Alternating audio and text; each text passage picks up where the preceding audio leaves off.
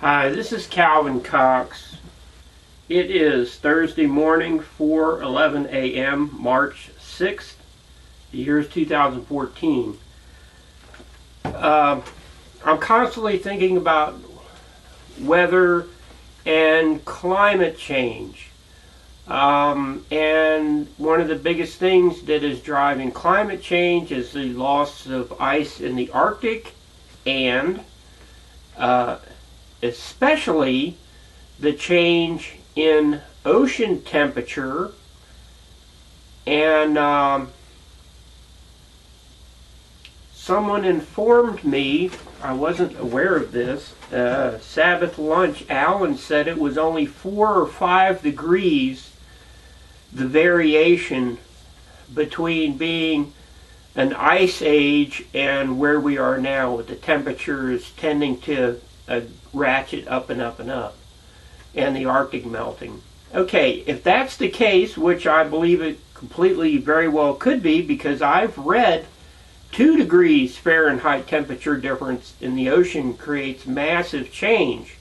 Okay, the point is, for someone to understand and find areas that you need to adjust or do what mankind can do to control the weather, because that's what you're going to have to do, whether you want to or not.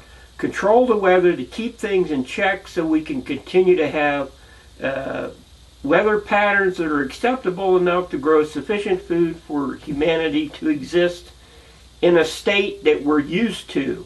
Okay?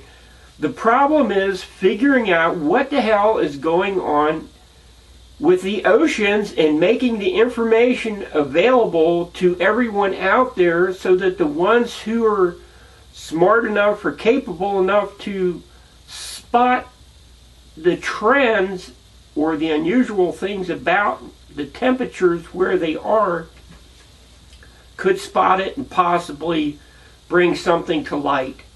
And that hopefully that would be useful in being able to control the weather.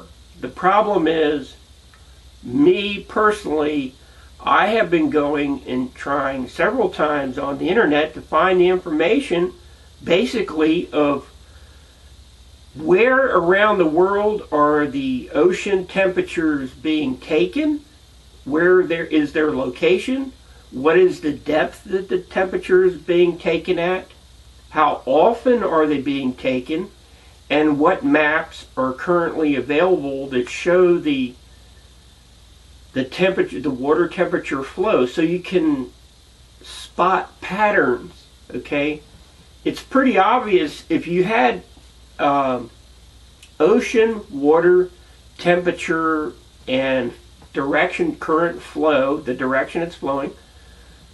If you had maps from 1970, and then you had the same maps, exact maps now, you should be able to spot some kind of change that would tell you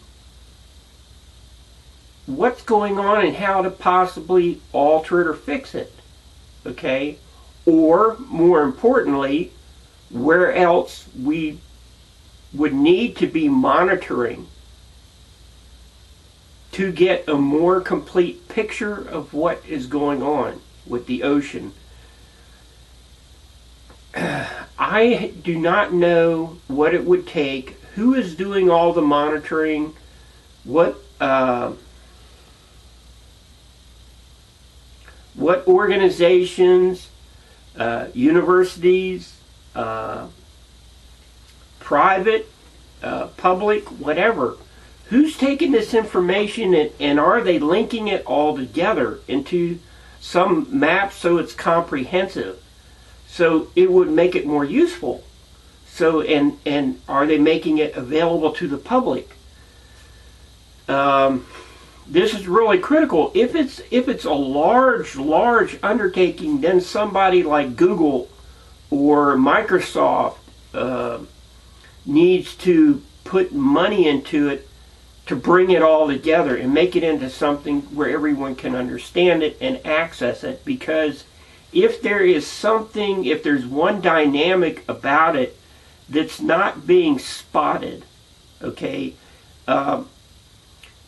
Just because someone is highly educated doesn't mean they will always definitely spot the one thing that is critical to a system. Okay, in this case, the ocean being a heat holding and flow pattern system that then all the rest of the weather feeds off of, and that's exactly what it is. So, that being the case, not everyone who is highly educated would spot that one particular dynamic.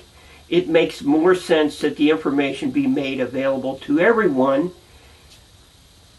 But finding it, again, you know, I gotta work. I gotta keep a roof over my head.